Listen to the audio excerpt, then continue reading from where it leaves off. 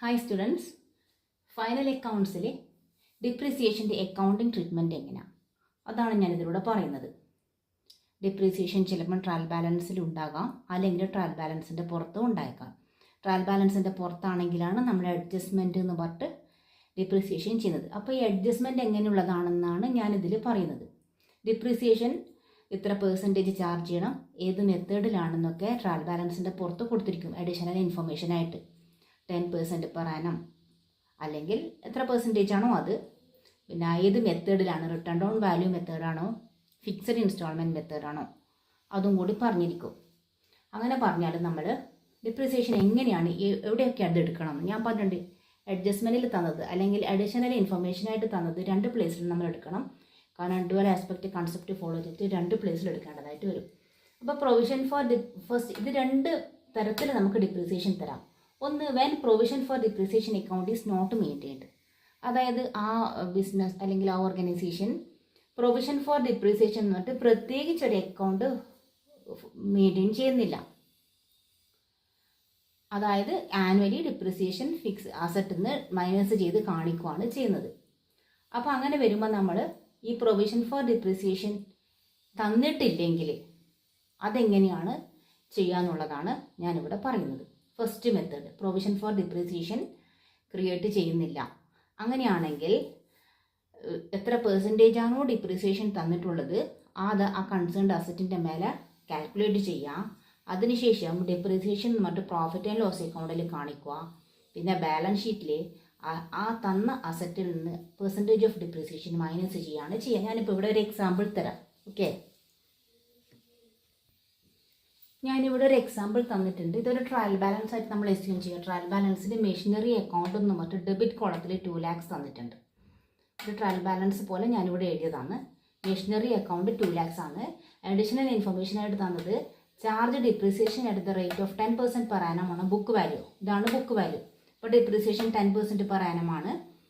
അപ്പോൾ അങ്ങനെ വന്നാൽ ഇങ്ങനെ ഒരു ക്വസ്റ്റ്യൻ തന്നു കഴിഞ്ഞാൽ മെഷീനറി അക്കൗണ്ട് 2 lakhs ഡിപ്രീസിയേഷൻ 10% തന്നാൽ അതെങ്ങനെയാണ് ട്രീറ്റ് ചെയ്യണമെന്നാണ് പറയുന്നത്. അപ്പോൾ ഇത് അഡീഷണൽ ഇൻഫർമേഷൻ 2 പ്ലേസിൽ വേണം. അപ്പോൾ നമ്മൾ ആദ്യം ഈ 2 lakhന്റെ മേലെ 10% ഡിപ്രീസിയേഷൻ കാൽക്കുലേറ്റ് ചെയ്യാം. അതെങ്ങനെയാണ് കാൽക്കുലേറ്റ് ചെയ്യുക? അതായത് ഈ 2 lakh എടുക്കുക. 2 lakh ഇൻറ്റു 10% എന്ന് പറഞ്ഞാൽ 10/100. 10/100 ഇട്ട് കൊടുക്കുക 20,000. അപ്പോൾ 20,000 ആണ് ഡിപ്രീസിയേഷൻ കിട്ടിയത്. ആ ഡിപ്രീസിയേഷൻ നമ്മൾ പ്രോഫിറ്റ് ആൻഡ് ലോസ് അക്കൗണ്ടിൽ ഡെബിറ്റ് സൈഡിൽ ഡിപ്രീസിയേഷൻ ഓൺ മെഷീനറി എന്ന് പറഞ്ഞിട്ട് കാണിക്കുക 20,000. ഇനി ഇതേ ഡിപ്രീസിയേഷൻ തന്നെ ബാലൻസ് ഷീറ്റിൽ അസറ്റ് സൈഡിൽ ഈ മെഷീനറി, ഇത് ട്രയൽ ബാലൻസിലുള്ള മെഷീനറിയാണ്, ഈ മെഷീനറിയുടെ വാല്യൂ മെഷീനറി 2 lakhs ഇവിടെ എഴുതുക. അതിൽ നിന്ന് ഇപ്പം നമ്മൾ കാൽക്കുലേറ്റ് ചെയ്ത ഡിപ്രീസിയേഷൻ 20,000 ലെസ് ചെയ്തിട്ട് ഔട്ടർ കോളത്തിൽ ഈ 2 lakh 20,000 ലെസ് ചെയ്തിട്ട് 1,08,000 മാത്രമാണ് ബാലൻസ് ഷീറ്റിൽ കാണിക്കുക. അപ്പോൾ ട്രയൽ ബാലൻസ് ഉള്ള മെഷീനറി ഒറ്റൊരു പ്ലേസിൽ ബാലൻസ് ഷീറ്റിൽ മാത്രമേ കാണിക്കുള്ളൂ. പക്ഷേ ഈ അഡീഷണൽ ഇൻഫർമേഷനായിട്ട് തന്ന depreciation profit and loss account debit സൈഡിലും ബാലൻസ് ഷീറ്റിൽ മെഷീനറിയിൽ നിന്ന് ലെസ് ചെയ്യുന്നതായിട്ടും കാണിക്കും. ഓക്കെ, അതാണ് ഈ ഒന്നാമത്തെ മെത്തേഡിൽ പ്രൊവിഷൻ ഫോർ ഡിപ്രീസിയേഷൻ മെയിൻറ്റെയിൻ ചെയ്യുന്നില്ലെങ്കിൽ. ഇനി നമുക്ക് രണ്ടാമത്തെ മെത്തേഡ് നോക്കാം. പ്രൊവിഷൻ ഫോർ ഡിപ്രീസിയേഷൻ മെയിൻറ്റെയിൻ ചെയ്യുകയാണെങ്കിൽ ഞാൻ വേറൊരു ക്വസ്റ്റ്യൻ ഇടാം. ഓക്കെ, ഇവിടെ ഞാനൊരു ക്വസ്റ്റ്യൻ ഇട്ടിട്ടുണ്ട്. അതാ ട്രയൽ ബാലൻസിൽ ഇതൊരു ട്രയൽ ബാലൻസ് ആണ്. Machinery 2 lakhs, furniture 1 lakh. Provision for depreciation മെഷീനറിയുടെ 60,000, ഫർണിച്ചറിന് 27,100. അഡീഷണൽ ഇൻഫർമേഷനായിട്ട് തന്നിട്ടുണ്ട് depreciation is charge on machinery at 10% per annum on original cost. അപ്പോൾ മെഷീനറിയുടെ ഡിപ്രീസിയേഷൻ 10% ഒറിജിനൽ കോസ്റ്റിലാണ് വരുന്നത്, ഒറിജിനൽ കോസ്റ്റ് മെത്തേഡ്. അതേസമയം furniture at 10% by diminishing balance method. ഫർണിച്ചറിൻ്റെത് ഡിമിനിഷിംഗ് ബാലൻസ് മെത്തേഡിലാണ് ഡിപ്രീസിയേഷൻ കാൽക്കുലേറ്റ് ചെയ്യുന്നത്. അപ്പോൾ നമുക്കിതെങ്ങനെയാണ് ട്രീറ്റ് ചെയ്യാൻ? രണ്ടാമത്തെ മെത്തേഡാണ് പറയുന്നത് പ്രൊവിഷൻ ഫോർ ഡിപ്രീസിയേഷൻ അക്കൗണ്ട് നമ്മുടെ മെയിൻറ്റെയിൻ ചെയ്യുന്നുണ്ടെങ്കിൽ അതെങ്ങനെയാണ് ട്രീറ്റ് ചെയ്യാം. അങ്ങനെ വരുമ്പോൾ നമ്മൾ എന്താ ചെയ്യേണ്ടതെന്ന് പറഞ്ഞാൽ നമ്മൾ ആദ്യം മെഷീനറിയുടേതും ഫർണിച്ചറുടെ ഡിപ്രീസിയേഷൻ എത്രയാണെന്ന് പറഞ്ഞിട്ട് 10%. അപ്പം ഡിപ്രീസിയേഷൻ ആദ്യം കാൽക്കുലേറ്റ് ചെയ്യാം മെഷീനറിയുടേതും ഫർണിച്ചറിൻ്റെതും. മെഷീനറി ഒറിജിനൽ കോസ്റ്റ് ആയതുകൊണ്ട് ഈ 2 lakhന്റെ മേലെ തന്നെ ഡിപ്രീസിയേഷൻ കാൽക്കുലേറ്റ് ചെയ്താൽ മതി. അതായത് 2 lakh ഇൻറ്റു 10/100 ചെയ്താൽ ഞാനിവിടെ ചെയ്യുന്നുണ്ട്. 2 lakh ഇൻറ്റു 10/100 ചെയ്താൽ 20,000 ആണ്. 20,000 ആണ് മെഷീനറിയുടെ ഡിപ്രീസിയേഷൻ വരിക.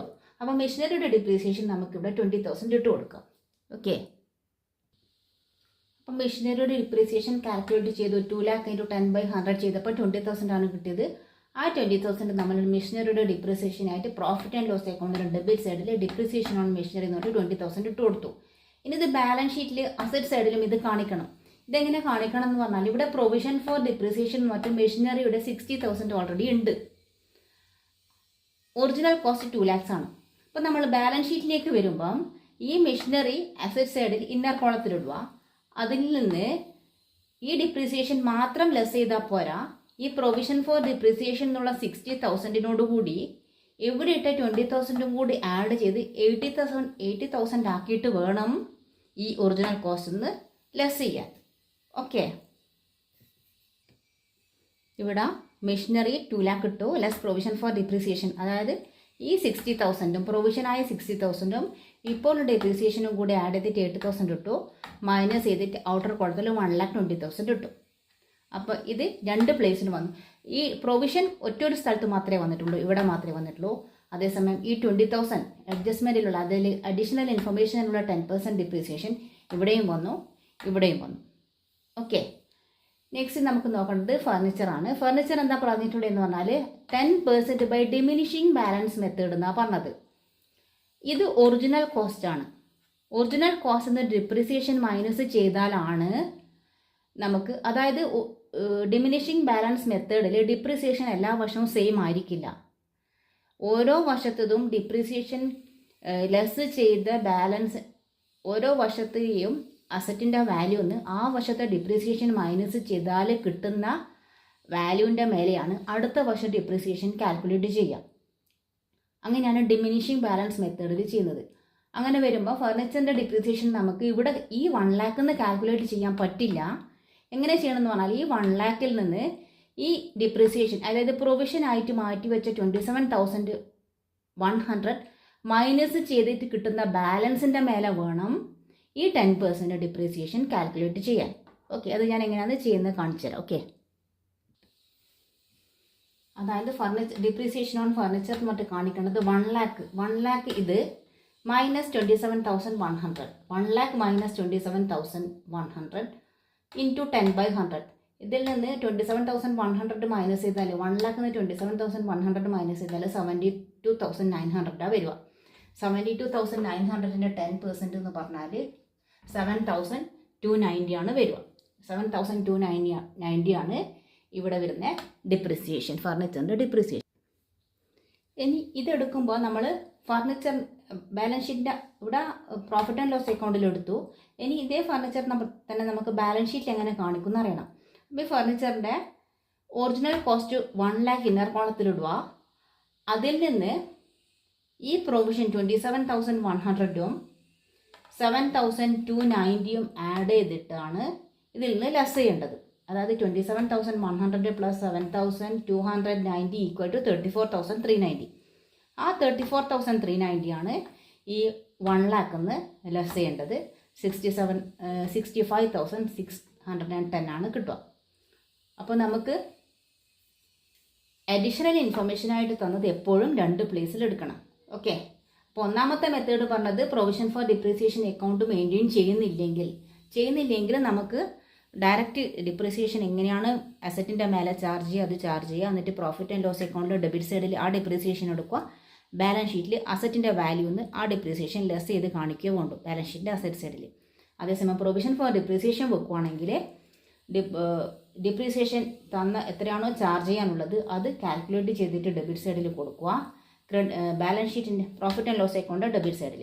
ബാലൻസ് ഷീറ്റിൽ വരുമ്പം അസറ്റ് സൈഡിൽ ഫർണിച്ചറിൻ്റെ ഒറിജിനൽ കോസ്റ്റ് നിന്ന് ട്രയൽ ബാലൻസ് ഉള്ള പ്രൊവിഷൻ ഫോർ ഡിപ്രീസിയേഷൻ്റെ കൂടെ ഇപ്പോൾ ഈ വർഷം കറണ്ട് ഇയറിൽ കാൽക്കുലേറ്റ് ചെയ്ത ഡിപ്രീസിയേഷനും കൂടി ആഡ് ചെയ്തിട്ട് വേണം ബാലൻസ് ഷീറ്റിലുള്ള അസറ്റിൽ നിന്ന് ലെസ് ചെയ്ത് കാണിക്കാൻ. ഓക്കെ, ഇനി ഡിപ്രീസിയേഷൻ ചാർജ് ചെയ്യുന്നത് ഫിക്സഡ് ഇൻസ്റ്റാൾമെൻ്റ് ആണോ ഡിമിനിഷിംഗ് ബാലൻസ് മെത്തേഡ് ആണോ നോക്കണം. ഫിക്സഡ് ഇൻസ്റ്റാൾമെൻറ്റ് അല്ലെങ്കിൽ സ്ട്രേറ്റ് ലൈൻ മെത്തേഡ് ആണെങ്കിൽ ഒറിജിനൽ കോസ്റ്റിൻ്റെ മേലെ ഡയറക്റ്റ് ആയിട്ട് നമുക്ക് തന്ന ഡിപ്രീസിയേഷൻ കാൽക്കുലേറ്റ് ചെയ്യേ വേണ്ടു.